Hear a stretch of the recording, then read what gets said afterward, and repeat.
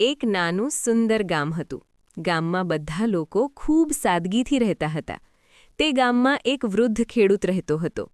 તે દરરોજ વહેલી સવારે ઉઠીને પોતાના ખેતરમાં કામ કરતો.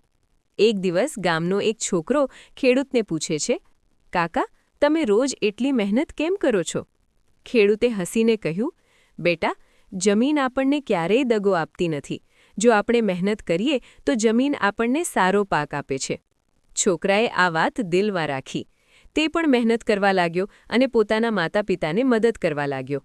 થોડા સમય પછી તેમના ખેતરમાં ખૂબ સારો પાક આવ્યો. આખું ગામ ખુશ થઈ ગયું. આ વાર્તા આપણને શીખવે છે કે મહેનત અને સચ્ચાઈ હોય તો જીવનમાં સુખ અને સફળતા જરૂર મળે છે. ગામડાનું જીવન સાદું હોય છે, પરંતુ તેમાં સાચું સુખ અને શાંતિ હોય છે. જી સાદું હોય છે, પરંતુ તેમાં સાચું સુખ અને શાંતિ હોય છે. જી સાદું હોય છે, પરંતુ તેમાં સાચું સુખ અને શાંતિ હોય છે. મારી ચેનલને લાઇક કરો, શેર કરો અને સબસ્ક્રાઇબ કરો.